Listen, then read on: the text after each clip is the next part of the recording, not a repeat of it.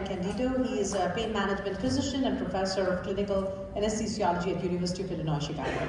Dr. Candido.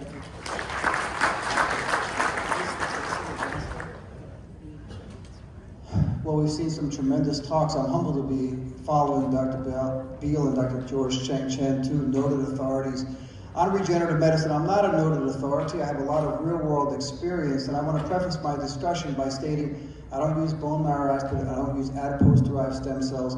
I do use PRP, and I do use allogeneic cells. And I'm going to talk to you about my real-world experience if you provide me an opportunity to do so. These are my affiliations.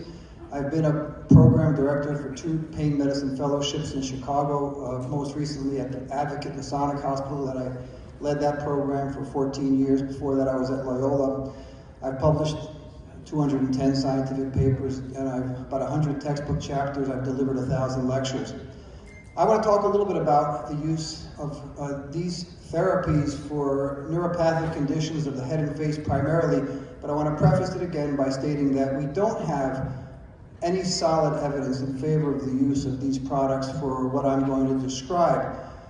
Much of what I'm going to talk about is anecdotal, and I think in the real world of regenerative medicine, that's what we're really dealing with anyway.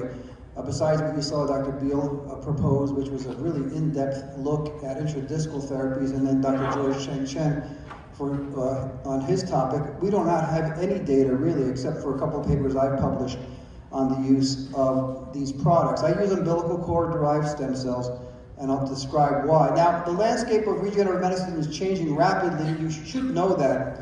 On May 15th of this year, Governor Gregory Abbott in Texas signed new legislation into effect. This was followed by July 1st of 2025 in Florida, Governor DeSantis, by a vote of 149-0, signed into legislation, CS SB 1768, that stated that no longer are you prohibited from using non-FDA approved products, stem cells, in human conditions, including pain management. I encourage you to read this legislation very carefully. The landscape is rapidly changing. No longer are we confined to the use of bone marrow aspirate adipose-derived stem cells. We are moving rapidly into other fields, and just like every state was granted the opportunity to regulate medical marijuana use, even though it's federally prohibited, I perceive this as being something coming down the pipe for us in our respective practices. Now, who's a candidate for stem cells? Just a little background. I'm dropping some names. I'm sorry to do that, but I do believe in self-promotion. If it wasn't for self-promotion, I'd have no promotion whatsoever. We do treat professional athletes, not with neurogenic pain of the head and neck, but with chronic degenerative and acute musculoskeletal injuries, including Tyreek Hill, Kirk Cousins, and Ryan Jensen, amongst many, many others. These individuals have gone public. You can Google them, and they will describe their experiences at our Stem Cell Institute offshore. Tyreek Hill was voted the greatest player in the National Football League in 2023, but he's had a series of injuries. He's injured most recently his knee a few weeks ago and has undergone surgery. But he had tremendous response to allogeneic umbilical cord-derived stem cells. He is a friend of mine. Mr. Hill, who's the best receiver in the National Football League? Hey, y'all already know that Cheetah the best receiver in the NFL, man. It don't matter who I play with, man. It doesn't matter who's throwing to you, sir. It doesn't matter who's throwing to me. You can be throwing to me. Even at my age, with my arm, you know my arm is very good. I'm over 2,000, easy, baby. That's what a cheetah do, baby. That's what a cheetah do. Listen, it doesn't matter who. It doesn't matter who's throwing to you, sir, correct? Correct. Yes, sir. Go for 200 receptions. Go for 2,000 yards. We love you, sir. So the cheetah not only catches passes, he also has babies. He's got about 12 kids and counting. He's an interesting human being. Ryan Jensen, who was the last center for Tom Brady, when Tom Brady won his final Super Bowl playing in Florida, he tore 5 ligaments in his knee. He was told by multiple orthopedic surgeons he needed total knee arthroplasty, but what we did was we injected stem cells and he got them intravenously and had a tremendous response and was able to go back and play at the National Football League. Kirk Cousins still plays for the Atlanta Falcons. He's had an Achilles tendon tear. Again, all these people have gone public. Kirk Cousins has a Netflix documentary on his response to stem cells. I encourage you to go look it up, and he had a tremendous response. Of course, he's not playing at a very high level right now. So what are we doing with our regenerative medicine? We're essentially changing a catabolic state to an anabolic state without using steroids. And we do that. You can look at my slides, and we don't have time to go through the mechanisms per se. But I caution all of you who undertake this process to know that there's a lot of scammers in this field. Piero Inversa, who was at Harvard, formerly at the New York Medical College, right across the river up in Valhalla, went to Harvard and started to take mice and put a ligature around one of their 2 coronary arteries to induce a myocardial infarction. Then he would inject bone marrow aspirate, claiming that he could regenerate heart tissue damaged by an induced myocardial infarction. We know that was a scam. They had to retract 31 papers. Harvard had to pay back more than $10 million in federal grants. If you've seen the Netflix series, A Bad Surgeon, you know about Paolo Macchiarini, and I'm not bashing Italians, I am Italian, but Inversa and Macchiarini were 2 Italians who really stained the stem cell world. Macchiarini used to take plastic tracheas and then insert them into individuals who had tracheal stenosis or cancer. 7 out of 8 patients died. The other one needed about 140 surgeries to try to remove the damage caused by Macchiarini. What does Bobby Kennedy say about this? Could you play this, please?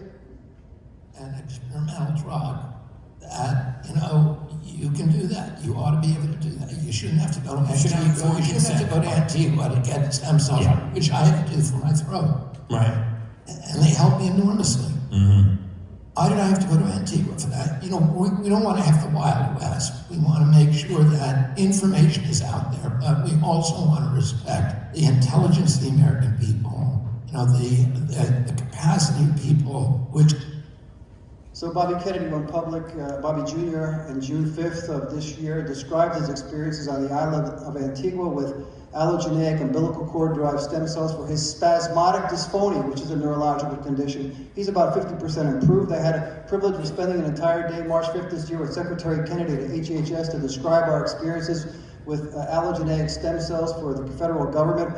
Bobby generously signed a baseball for me to add to my Kennedy collection. I've got all the Kennedys, JFK Sr., JFK Jr., Jacqueline Kennedy, Teddy Kennedy, all on baseball, and JFK Jr., and Bobby signed one for me. It was a fantastic experience. Now, I started out, like most of us in the audience, using only platelets. I've been doing, PRP. I've been doing PRP therapies for more than 20 years. This is me in my clinic 2 years ago. Unretouched photo. Many of you are staring at the right biceps. This is natural. There's no performance-enhancing drugs involved here. You're saying, how does Candido have a bigger arm than Kirk Cousins and Ryan Jensen and Tyreek Hill? Well, that's just the way it goes, folks. And then I graduated to the use of mesenchymal stem cells, again, derived purely from the umbilical cord. I do not use any cells from adipose or from bone marrow, although that's within your purview to use. Certainly it's within reason to do so. Basically, to be classified as a medical signaling cell, we have to have a cell that's capable of division and self-renewal and unspecialized and give rise to specialized tissue. Mesenchymal stem cells work best for degenerative conditions, whereas PRP works best for inflammatory conditions. That's one of your take-home messages. And you can get these mesenchymal cells, again, from adipose, you can get it from bone marrow, you can get it from the umbilical cord. Now, does it matter where you get the cells from? Well, nobody knows. And so in vitro studies are fraught with interpretation bias. I'm only going to tell you what I believe. This is from Vitro Biopharma in Golden, Colorado, where we obtained some of our products, some of our umbilical cord-derived stem cells. In vitro, they looked at things like kynurenine, which is important for vasodilation, ATP migration. They looked for mitochondrial function, everything, GLAST, glutamate integrity, everything was the highest with umbilical cord-derived stem cells. And this was published by Jim Musick, who was a PhD professor from Northwestern in neurogenetics. This doesn't mean that this is what occurs in a human condition, but this is what occurred in vitro. Now, to be considered a stem cell to have functionality, we need to have an anti-inflammatory effect. We know that umbilical cord cells do that very well. Immunomodulation, angiogenic, anti-apoptosis, and antioxidative factors. All of these function at the highest level, at least in vitro. I emphasize that. We don't know what happens in vivo using umbilical cord-derived cells. I'm going to talk a little bit about what I was asked to talk about, which is neuropathy of the head and neck, primarily the trigeminal nerve. I think I'm the only physician in the entire world who's injecting stem cells in the Gasserian ganglion. First of all, what is trigeminal neuralgia? Well, it's idiopathic in most conditions, and if you're going to attack this condition after conventional medical management, you have to know how to navigate yourself around the foramen ovale. This is the anatomical relationships. You should commit this to memory.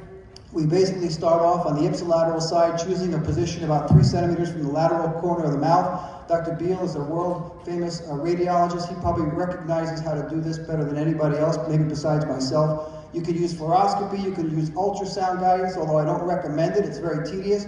I only exclusively use CT scan imaging with 3-dimension reconstruction to perform these procedures. We go under the zygoma, and you can see, again, I've done it with CAT scan, I've done it with ultrasound, which is very tedious, very difficult. I've done it with fluoroscopy. The first 150 cases I ever did, in fact, were with fluoroscopy because studies showed a fairly high success rate when doing so. This is one of my patients from about 15 years ago. You can see I'm using a submental vertex view to identify the foramen ovale. I'm identifying and making a marker on the skin. I'm putting an 8 French Fogarty catheter directly into the foramen ovale for a neuroplasty procedure. 15 years or so ago, I started to get involved in CT scan imaging. We've published our first series of papers, not for trigeminal neuralgia due to idiopathic issues, but due to herpes simplex virus. This was a case report I published in 2011, anesthesia analgesia.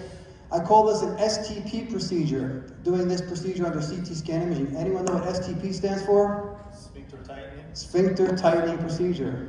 That's exactly right. When you undertake these for the first time, that's what happens.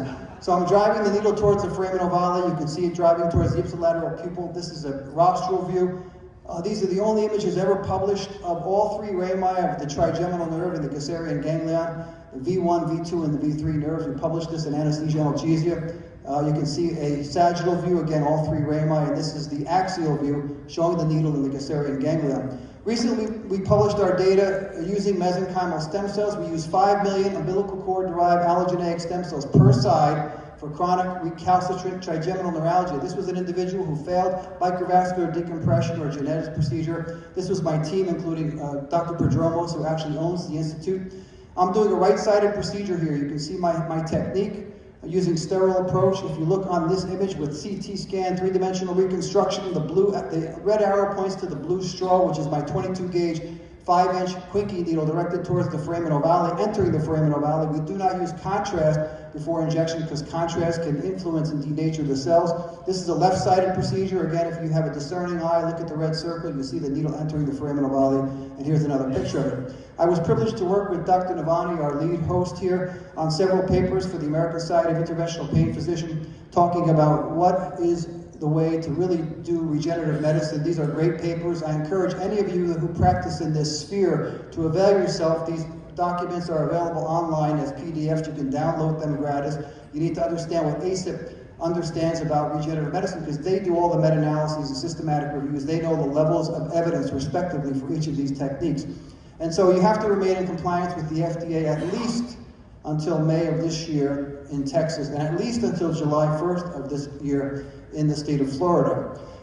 There's some suggested contraindications to stem cell use. One of those was malignancy, which had been cited to be a relative contraindication. However, a large review of over 2,300 patients found that after over 9 years, only 7 patients who received allogeneic stem cells developed a malignancy, which was in line with the general population.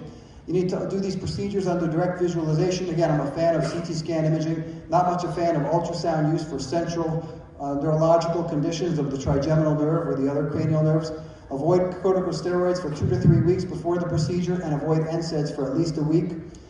Cells should be used within 24 hours of thawing. I use larger bore needles to prevent apoptosis, typically 18 or 19 gauge needles. I immobilize patients, especially if I'm doing a peripheral injection. You can't immobilize the head or face, of course, for a minimum of 2 days and for up to 2 weeks. Again, it's very important to reconcile NSAIDs and other drugs which can interfere with platelet aggregation. And again, these are always rescue therapies after the failure of initial conservative therapy. So where do the best stem cells come from? I'm very biased. Don't take my word for it. Go out and investigate this yourself. At least in the in vitro world, the best stem cells in terms of viability, potency, and reliability come from the umbilical cord, and we may see a resurgence in interest in these allogeneic cells. A lot of research going into this. We've now published about 12 papers in human subjects, not necessarily for the head and face, but for all sorts of degenerative conditions. So I want to thank you for your time and attention. Good luck to all of you.